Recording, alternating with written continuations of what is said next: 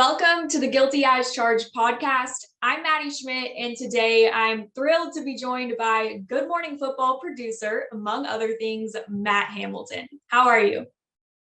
I'm good, Maddie. Appreciate you having me on. Yeah, football season's quickly approaching. I know you're extremely busy, so I really appreciate you taking the time today. Of course. No, I'm happy. I'm happy to come on. I'd like to dive into your journey a bit and then talk some football. How's that sound? That sounds great to me. So, a producer at Good Morning Football, that's a pretty cool job title.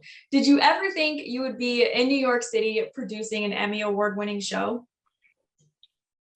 Honestly, no. It's been a pretty wild ride to get to this point. Because my background is on the football side of things more so. I kind of, my path ended up leading me into TV. But yeah, started when we launched the show back in 2016. And, the first couple of weeks we were still kind of getting our feet wet and figuring things out. And, we knew we were kind of taking a risk doing this and we weren't sure how long we were going to be around for. And luckily people seemed to respond to the show and it seemed to catch on and it's grown into what it's become today. Yeah, you're still around. That's a good sign.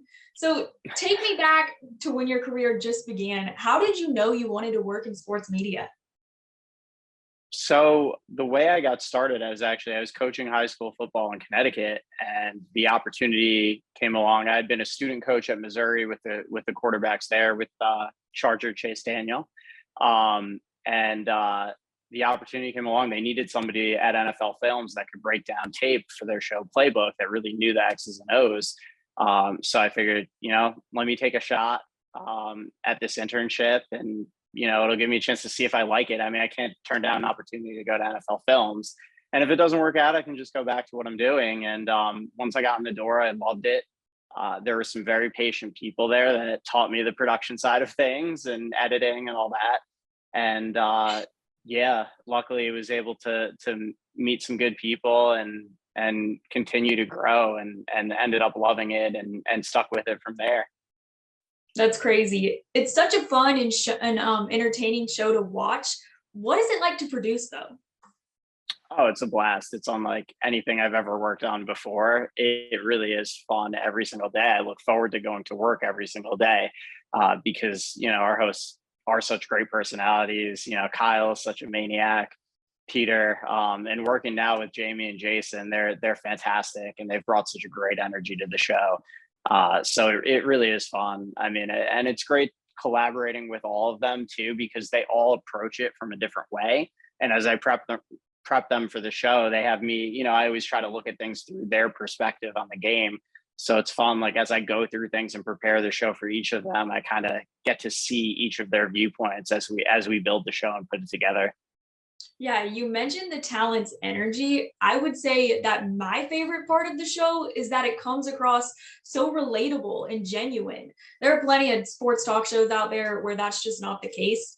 How do you, as a producer, ensure that Jamie Erdahl or Kyle Brandt, for example, are themselves on national television? I mean, that's almost entirely a credit to them. And I appreciate you picking up on that. That's what we tried to cultivate the show to be, is just genuine, natural. And we couldn't do it without the hosts that we have and without them having the personalities that they have. I don't think you can make Kyle be something other than Kyle. So, it really works for us. And same with Jamie, her personality coming out the way it has, coming from being doing a little in studio work, but mostly being a sideline reporter, to now stepping into the studio and being able to show all the different sides of her personality that she has. It's really been awesome to see. But yeah, I mean, we just try to put them in a position to highlight them the best way we can and then get out of the way and let them do their thing. Aside from Good Morning Football, you're also a high school football quarterbacks coach. First off, how on earth do you have time for that? It's not easy. Like last week we had a football camp up in Connecticut and that was from 4 to 8 p.m. and I'm doing the show. So I slept about 3 hours a night. I was pretty out of it most of the time, but I powered through. But yeah, it's a lot. but I absolutely love it. So I make it work. And I'm glad I was able to get the opportunity to go back to coaching too, because I missed working with the kids and the competition and all of that. It was a blast last year. That's insane. I'm sure there are lots of caffeine in your day. Yes. Has coaching the sport of football helped you at all when it comes to producing a show devoted to the sport? Oh, absolutely. Especially when it comes to, I put together all the X's and O pieces for the show every week, what used to be called the Burr lesson with Nate. And all the film rooms that we've done with all the players that we have on the show since. So I work hand in hand with them. So like having that X's and O's knowledge has been pretty crucial to being able to produce those segments. And just also when we go through the football conversations, just having that perspective, being able to add that perspective in from what I see from like kind of a coach's point of view. Obviously, I'm not an NFL coach, but having some coaching experience, I can kind of bring that viewpoint to the conversation a little bit. So, I feel like when I'm producing and kind of helping the talent talk through things, that I definitely lean on that experience. Yeah, I can only imagine. Just in case there are any New Rochelle football fans out there watching, what are your expectations for the squad this season? Oh man, we have a really talented squad. We're very young. We only have a few seniors on the team, but our quarterback that I'm working with, Austin Luzzy, is blossoming into a star. I think he's going to have an incredible year. And we have a lot of talent. We've done well. We've had some 7-on-7 tournaments this summer, and I've been really proud of our guys. We still have a lot of work to do and a lot to learn, but I'm really proud of how they're coming along. And I think I'm hoping state playoffs, we're in the mix this year. If we keep working, I don't see any reason why we can't be. Well, good luck to you guys. For us, let's move on and talk about some NFL. We have to talk about the AFC West, arguably going to be the most exciting division to watch this fall. Matt, tell me right now, what intrigues you the most in this division? It's as wide open a division as I've ever seen with all of the talent there. I mean, there's such a concentration of talent in that division. It may be the most talented single division that we've ever witnessed, with, especially with the addition of Russell Wilson to the Broncos, with Devontae Adams to the Raiders, and adding Khalil Mack and JC Jackson into the mix with the Chargers. It's going to be so fun because, I think we're going to have 3 playoff teams out of that division, and a really, really good team that's probably a playoff team in any other division is going to be finishing in last place. So, and it's really impossible to predict how it's going to go, because I do think all these teams have really closed the gap on the Chiefs and are going to make it super interesting. So I'm fascinated to watch that division play out this year. It was an extremely busy offseason in the NFL, particularly in the AFC West. Which offseason move in this division do you think is going to pay off the most this season? That's a great question, because there were so many good ones. It's hard to pick just one. But I think the one singular move that'll have the biggest impact is adding Devontae Adams into the mix with the Raiders, because now it's just pick your poison with that offense, because Darren Waller is such a matchup nightmare already, and Hunter Renfrow has really become a star out of the slot. So Derek Carr has a ton of weapons, and I think more so than any of the other quarterbacks, he needs that type of talent surrounding him. And I think they did a great job getting those guys in place. And I think Josh McDaniels is going to really work on creating mismatches with the opposing secondaries. I think he's as good at that as any coach there is in this league.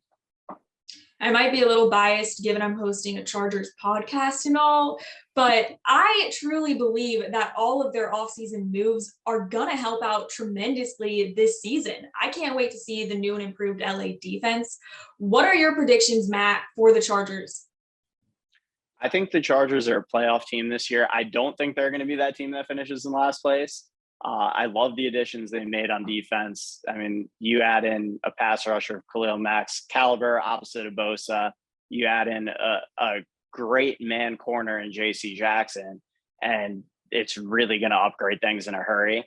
And I was actually looking at it with Jamie this morning. We were doing something for the show on the Chargers, and It's remarkable when you look at the last 3 years, they've lost 10 games in the division that were one possession games. That's more than any other team in the league. So, I mean, when you go back through last season, there were so many games, so many games that just turned on one moment.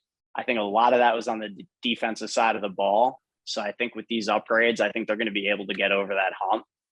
They just have to learn, and that's something that comes with a young team too, is just learning how to finish games.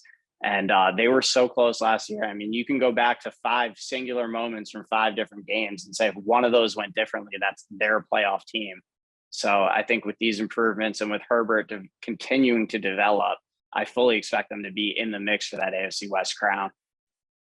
Earlier, you mentioned you think 3 AFC West teams are making the playoffs. Which one's not? If I had to make that prediction right now, which you're forcing me to do, so I'll do it. I would say the Broncos. Russell Wilson obviously makes them a lot better, but I think they still have the most question marks of any of the teams in that division. I think Jerry Jeudy's going to make a leap. I love his route running. We've seen the talent from him. Same with Cortland Sutton, but we haven't seen those guys really produce at that elite level yet. The defense was very good last year. They're young, they're up and coming, but again, we haven't seen them really be the type of defense that can, absolutely shut down the opposition. So, if I had to pick one right now, I would put the Broncos in last. All right, there you have it. I'll stop putting you on the spot now, and I know you're busy, so I will let you go. Thank you so much, Matt, again for joining the podcast. I really appreciate it. No, thank you for having me. I'd be willing to come back anytime. This is awesome.